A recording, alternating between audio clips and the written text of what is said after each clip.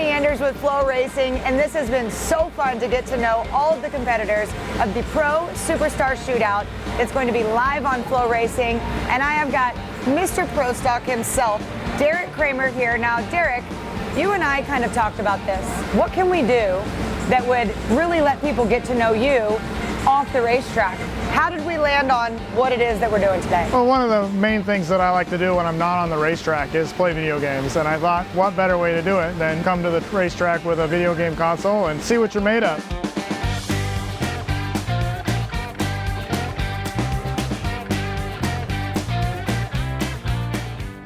How did you get into Pro Stock racing? I raced Comp Eliminator. It was kind of the stepping stone. It was a similar motor combination. I was in a dragster at the time, but the motor was the same thing. So we found ourselves a 5-speed, found ourselves a door car, and decided to go Pro Stock racing. Now you do this with your family, so I want to go behind the ropes with Deric Kramer. Talk a little bit about your team and who does it with you and why. So my dad and I started way back when I was young. I raced juniors with him. And as I went through school, conversation of wanting to race or wanting to go to school became more prevalent conversation. And he was very adamant, you got to go to school first. So the day after I graduated college, I said, all right, now let's go racing. Well, that didn't quite work out, but eventually we made our way back to the racetrack. So my dad and I are pretty much the ones that race together. My sister just picked up the torch and started racing a few years ago, so she's now involved as well. The Pro Superstar Shootout. So tell me a little bit about your first reaction when Richard Freeman first came to you and said, we're doing something different and we want you involved. What were you thinking? Dollar bills, y'all. The prize pool was too big to pass up. We gotta go, we gotta do it. Now we're gonna shake the sugar tree a little bit. We're going live on FloRacing. You kind of keep to yourself over there. You guys are a very serious organization. But we're gonna get you out of your shell a little bit and interact with the fans, go inside the pits and let them stream live in the pits. What are they gonna see inside Deric Kramer's pit? Me working, probably. I do a lot of iOS development, so you'll get to see some software development going on, in addition to a little bit of tomfoolery, having a good time. You've shown me what you can do on the track. Let's see if we can't do something here. I'm not even lying to you. I think the last time I played Mario Kart, I was in junior high and it was on one of those big controllers. So you're going to have to treat this like I am just a dumbass.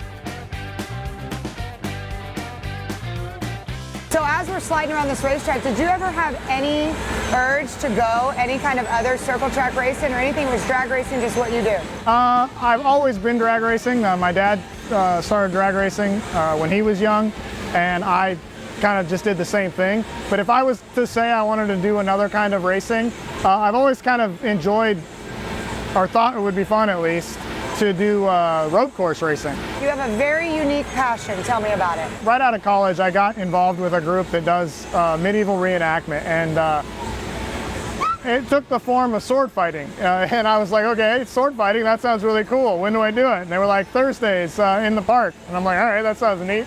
So that's one of the things that I just kind of kept doing. So I try and keep up with it. I go a handful of times a year to different events around the country. And yeah, when you hand a kid a lightsaber, they just want to swing it at something. And that wasn't much different when somebody handed me a sword. You're a race car driver, you're a tech genius, and you sword fight. What else do you do? You know what I'm looking for. I play the guitar a little bit, yeah. So every once in a while when I get really tired of all the other hobbies that I have, I reach down and I pick up the guitar, and I'll pick it up for like 6 weeks solid every day. And then I'll put it down and I won't touch it for the rest of the year. What kind of music do you play? A lot of everything. Country music, some rock and roll, a lot of power chords, and a lot of Bon Jovi music. How do you balance all of this stuff? Because you seem to really have it mentally together when you're here at the racetrack. Don't balance it at all. I am always behind. I'm never on time. It's one of those things where I'm always trying to catch up from what I was doing the last time. FloRacing here, we do a lot of other types of motorsports.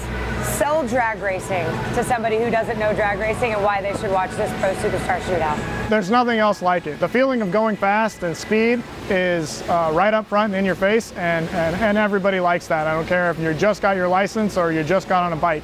You're going fast and everyone wants to see it. Come out and watch us. Sword fighting or drag racing, what's more dangerous? Probably sword fighting. There's so many safety features in these race cars. I mean, I put one on the lid and I walked away just fine.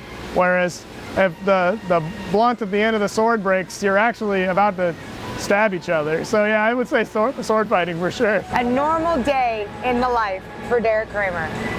What's it like? Pretty regimented. I am one of those people who kind of has to do the same thing over and over again, or I'll forget what I was doing or where I was and kind of have to get back on track. So it's very regimented. Get up, get ready for the day, go to work, eat lunch, go back to work, play video games. Your friends in the medieval world with you, what do they think of what you do here?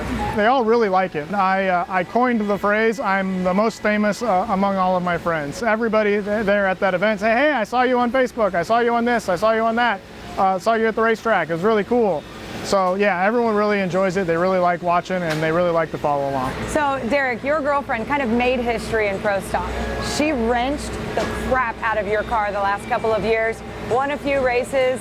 I mean, how cool was that to have her out here? And I know we don't like to coin it, but as a female, working on your car. She was thrust into a situation, no one else was here to do the work, and we needed somebody, and she was here. So she grabbed a wrench and started working. Hey, show me what I can do, I'll go ahead and do it. And it was awesome to be able to share the wins, to share the losses, and be able to go home to have that same experience was really something I'll cherish for a long time. We are a family here. This is a passion-driven sport. You cannot do this without the support of those loved ones. So as somebody who is on the other side of a competition fence, it kind of warmed my heart to see it. And she's a good friend of ours, and she makes the ladies proud out here wrenching. I think she was the first female on a Pro Stock car. But what are we going to wager on this? We're going to do one more. We're going to wager. We're going to wager. I might have a shiny nickel somewhere. I got Richard Freeman's wallet. Oh, that'll work. All right, nickel. Shiny nickel versus Richard Freeman's wallet. Right. I'm in.